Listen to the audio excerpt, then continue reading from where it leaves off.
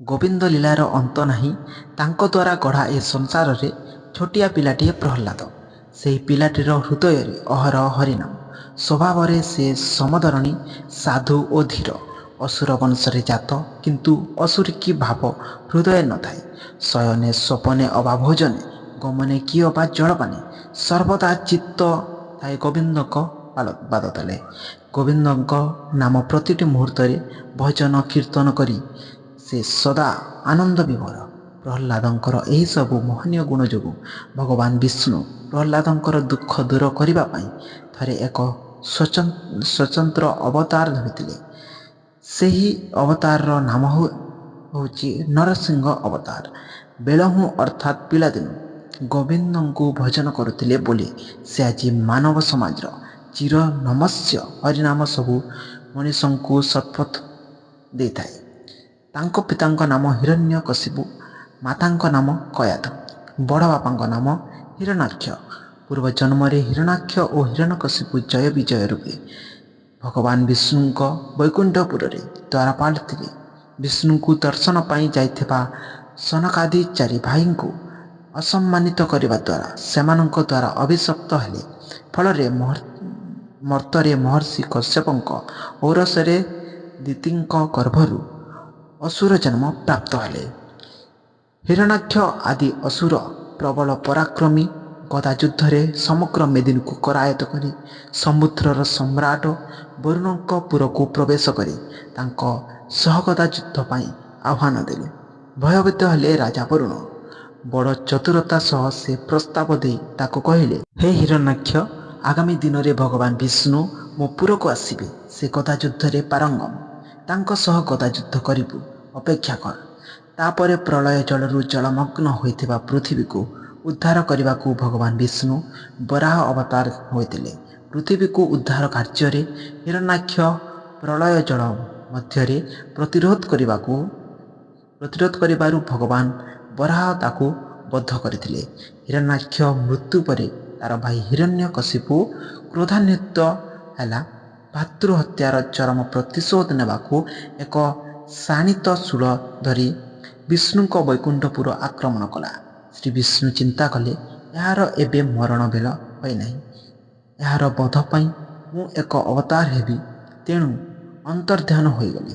ଫଳରେ ଅସୁର ଭାବିନେଲା ବିଷ୍ଣୁ ତା ଭୟରେ ଲୁଚିଲେ। ତେଣୁ ନିଜ ରାଜ୍ୟକୁ ଫେରିଗଲା। ମୁହୂର୍ତ୍ତେ ଅପେକ୍ଷା ନ କରି ମନ୍ତ୍ରଣା କକ୍ଷରେ ଥିବା ମହାରଥୀ ପାତ୍ର ମନ୍ତ୍ରୀ ବସାଇ ବିଷ୍ଣୁଙ୍କୁ ବଧ କରିବାର ଯୋଜନା କଲା। ଚରମ ନିର୍ଦ୍ଦେଶ ଦେଲା, ଶ୍ରୀବିଷ୍ଣୁର ଯେତେ ସବୁ ଭକ୍ତ, ମୁନି, ଋଷି, ଗୋ, ବ୍ରାହ୍ମଣ, ଦେବ, ଅଧ୍ୟୟନକାରୀ ସମସ୍ତଙ୍କୁ ନିର୍ମମ ଭାବେ ହତ୍ୟା କରିବାକୁ। ତାହା ହିଁ ହେଲା ସତରେ ଅସୁରମାନେ ତ ନିର୍ଦ୍ଦୟ ପ୍ରାଣୀଙ୍କୁ ହତ୍ୟା କରିବାକୁ ତାଙ୍କୁ ଭଲ ଲାଗେ। ତେଣୁ 12 ବର୍ଷ ପର୍ଯ୍ୟନ୍ତ ସମସ୍ତ ଧର୍ମ କର୍ମ ଧ୍ୱଂସ କରିଦେଲା। ଚାରିଆଡ଼େ ଅରାଜକତା ବ୍ୟାପିଲା। ଏ କର୍ମରେ ଆନନ୍ଦିତ ହୋଇ ନିଜକୁ ଅଧିକ ଶକ୍ତିଶାଳୀ ଓ ଅମର ହେବାକୁ ଏବଂ ସମଗ୍ର ତ୍ରିଲୋକର ଅଦ୍ୱିତୀୟ ସମ୍ରାଟ ହେବାକୁ ଇଚ୍ଛା କରି ବ୍ରହ୍ମାଙ୍କୁ ତପସ୍ୟା କଲା।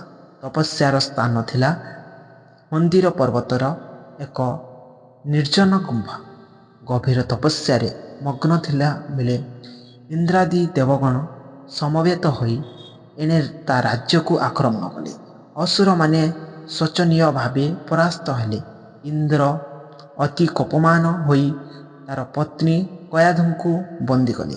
ସେତେବେଳକୁ ହିରଣ୍ୟକଶିପୁର ପତ୍ନୀ ଗର୍ଭସ୍ଥ ଥିଲେ।